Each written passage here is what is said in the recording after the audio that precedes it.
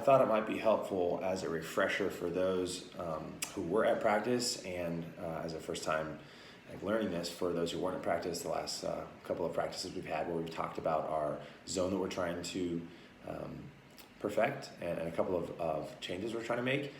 It will be, I think, very helpful against certain teams that we're going to run against to have this couple of options and variations of a zone that we're going to try. And so I just set this up for us to kind of review for those who couldn't be there, or just to recap and whatnot for those who were there. Anyway, so red is on offense, attacking this direction, blue is the defense. This is a normal, we're calling this our zone and one, or zone with a rabbit. And a normal zone where we're forcing to one sideline, not a trap, but a force to one sideline. So you have your mark, your apex, or your 2 in the cup and your 3 in the cup. We're just forcing to this sideline over here. Then you have your wings, your short deep, and your deep deep. Most offenses set up with 4 across like this, so I just put it like that to kind of look like most offenses we'll see. But the main difference is in this offense is that with a zone and one is we're going to have the short deep leave that spot, and they're going to man a particular person. Sometimes it will be an assignment, just depends on the team, where I'll assign you to one person and just that person.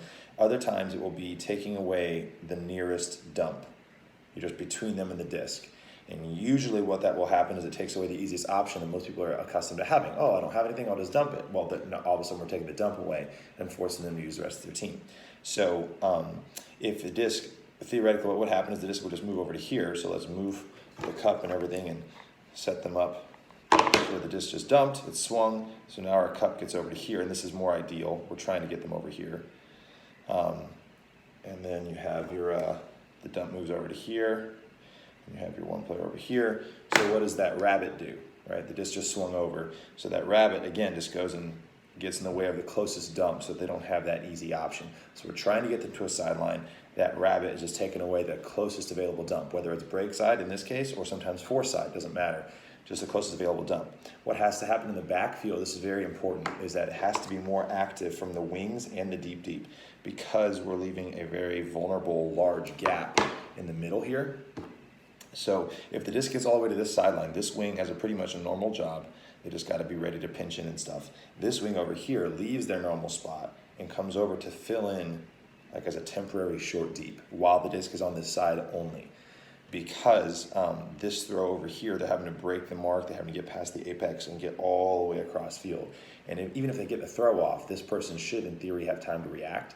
So if the throw gets off, they should have time to react to get over there. So if the disc does get off, like somehow they get this throw off over here, and it goes to there, this person, well now obviously that is the most vulnerable spot in the field. So this person has to bust it to get over, and then this person then comes and helps over there. So it's constantly shifting back and forth depending on where the disc goes. If it's over on this side, then this wing shifts over. If the disc comes over to this side, then this wing shifts toward the middle. So that's the primary difference there. The deep deep can obviously, if they're playing a 4 cross like this, nobody's hanging back there, they can play way in as well to try to help prevent those options from being looked at by the throwers. So that's the zone and one. One other option for this rabbit is if I assign you to one particular person and not to a spot. So say I assign you to this person just decides to go and hang out back here in the cutting space, then you can forget about playing that and go back to a regular short deep position, and we'll just do that like normal. So those are the options there. That's our zone and one. It's just important that you be able to understand each spot, because we might throw you into any spot, and so you can help from the sideline. If you know the responsibility of each position, you can help from the sideline communicating what they should be looking